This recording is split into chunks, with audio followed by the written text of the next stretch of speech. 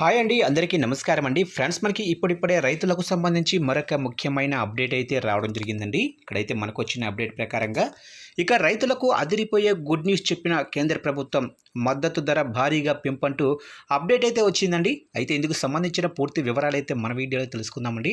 Video మాత్రం skip చేయకుండా చూడండి ఫ్రెండ్స్, అప్పుడు మనకి పూర్తి సమాచారం అయితే తెలుస్తుంది. ఇక లైక్ చేయండి ఫ్రెండ్స్, లైక్ చేయడం వల్ల మనకు తెలిసిన ఇన్ఫర్మేషన్ ఇంకొంతమందికి అయితే సమాచారం అయితే అందుతుంది.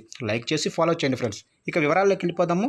ఇక కేంద్ర కేబినెట్ కీలక నిర్ణయం తీసుకుంది. ఖరీఫ్ సీజన్లో వరికి 69 మద్దతు ధరను పెంచుతూ నిర్ణయం తీసుకుంది. తాజా పెంపుతో క్వింటాలకు వచ్చేసి వరి మద్దతు ధర 2300 నుంచి 2369కి అయితే చేరింది. ఇక కేంద్రం ఎంఎస్పి కోసం 2.70 లక్షల కోట్ల రూపాయలు కేటాయించింది.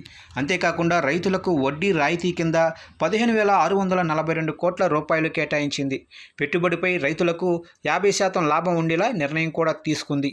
ఇక ప్రధాని మోదీ అధ్యక్షతన మే 28న భేటీ అయిన కేంద్ర కేబినెట్ 2025-26 మార్కెటింగ్ సీజన్కు ఖరీఫ్ పంటలకు కనీస మద్దతు ధరను పెంచుతూ నిర్ణయం తీసుకుంది. 2025-26 మార్కెటింగ్ సీజన్ కోసం 14 ఖరీఫ్ పంటలకు కనీస మద్దతు ధరలను ఆమోదించింది కేంద్ర కేబినెట్.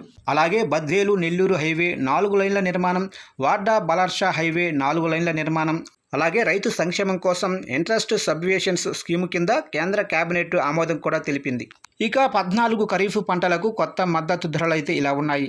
సాధారణ వరి అయితే 2369, అలాగనే గ్రేడ్ ఏ వరి అయితే 2389, జొన్నలు హైబ్రిడ్ 3699, పచ్చజొన్నలు 3749, సజ్జలు 2775, ఇక రాగి 4886, మొక్కజొన్న 2400, పెసర్లు 8768, ఇక ఉప్పు 7800, ఇక నూనె విత్తనాలు చూసినట్లయితే వేరుశనగ 7263, సన్ఫ్లవర్ విత్తనం 7721, ఇక సోయాబీన్ పసుపు 9846, ఇక నైజర్ విత్తనం 9537, పత్తి మధ్యస్థ రకం 7710, పొడవైన రకం 8110, పొడవైన రకం 8110. ఈ విధంగా రైతులకు వచ్చేసి కేంద్రం మద్దతు ధరను పెంచినట్లుగా తెలుస్తుంది ఫ్రెండ్స్.